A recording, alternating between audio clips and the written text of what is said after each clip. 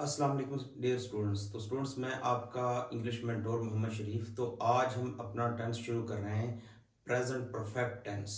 तो ये टेंस में नंबर के लिहाज से थर्ड नंबर पे आता है। तो आज हम इसको बड़ी आसानी से और बड़े आम अल्फाज में करेंगे और सिंपल मिसालों से मैं आपको समझाने की कोशिश करूँगा, ताकि हर बच्चे को, हर स्टूडेंट को, हर जो एस्पायरेंट है उसको अच्छी तरह इसकी समझ आ जाए। तो चलिए जी, करते हैं स्टार्ट। प्रेजेंट परफेक्ट टेंस, निशानी चुका है, चुकी है, चुके हैं, ये इसकी निशानी है कि ये जो परफेक्ट टेंस है ना, ये होता है, शो करता है कंप्लीशन को। कंप्लीशन, कंप्लीशन का मतलब होता है, जिसको हम उर्दू में कहते हैं तकमील। तकमील का मतलब क्या होता है कि जो एक काम शुरू किया हुआ है वो मुकम्मल हो चुका है।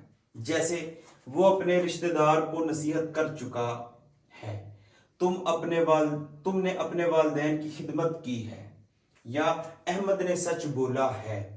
तो ये तीनों सेंटेंसेस को आप देखें तो इनमें जो काम जो है वो काम की कंप्लीशन को शो किया जा रहा है कि काम कंप्लीट हो गया है।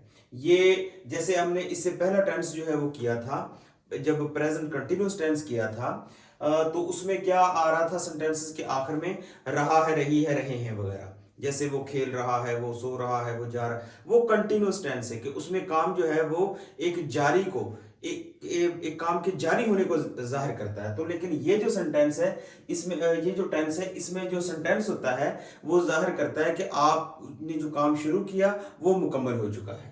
तो एक तो चुका है, चुकी है, चुके हैं वगैरह इसकी निशानी है। दूसरी अलिफ है, छोटी ये है, बड़ी ये है।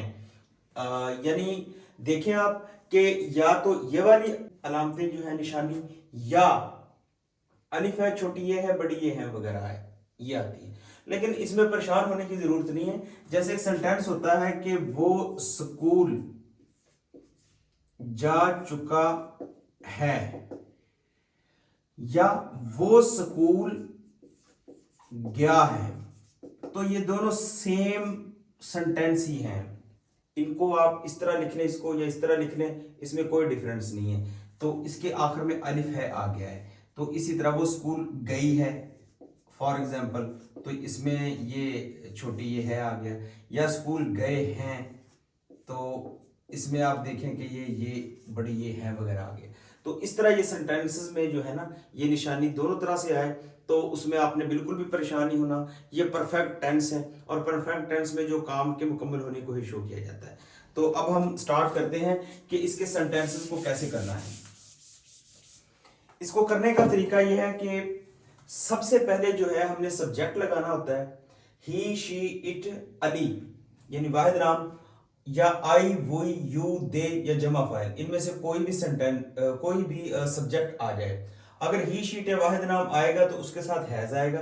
अगर फाइल जो है इसमें से कोई होगा, जैसे आई, वो, यू, दे, जमा फाइल, इनमें से कोई एक होगा तो उसके साथ हैव आएगा। उसके साथ थर्ड फॉर्म लगाएंगे और ऑब्जेक्ट यानी कि मफूल आएगा। तो ये बात आपने जहन में रखनी है कि ये तीसरा टेंस है और इसमें फॉर्म भी थर्ड ही आती है। तो तीसरे टेंस में हम थर्ड फॉर्म को जो यूज करते हैं, तो एंड पे हम अपना ऑब्जेक्ट लगाएंगे। जैसे वो अपने रिश्तेदार को नसीहत कर चुका है, तो वो की इंग्लिश क्या है, ही। अब ही तो इसमें से हमने लगा दिया कि वो की इंग्लिश ही आ गई। उसके बाद आएगा हैज, क्योंकि हैव तो आ नहीं सकता, ये तो आई, वो, यू, दे, जमा फाइल के साथ आएगा। तो इसमें हम इसके साथ लगाएंगे हैज, ही हैज। अब उसके बाद हमने लगाना है, ये हमारा सब्जेक्ट आ गया, हेल्पिंग वर्ब भी आ गया। फिर उसके बाद ये नसीहत कर चुका है।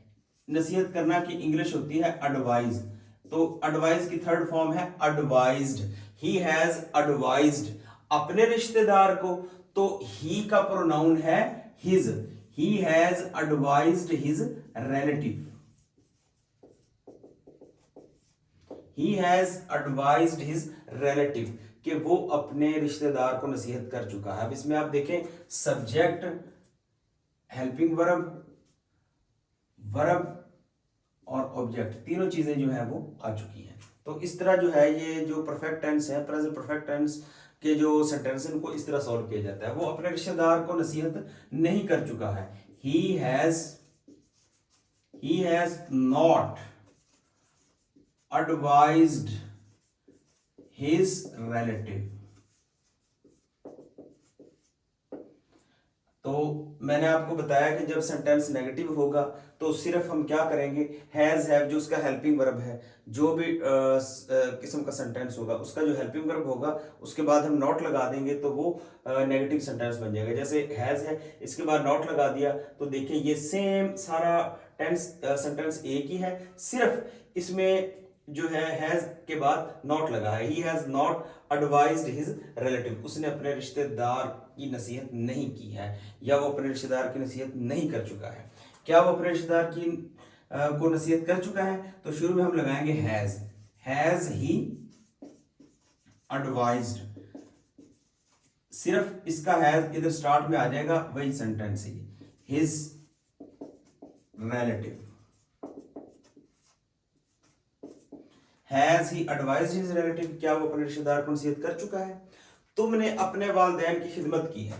अब तुम की इंग्लिश यू, और इसके अब जब यू हमारा सब्जेक्ट आ गया तो उसके साथ हम हेल्पिंग वर्ब लगाएंगे हैव। यू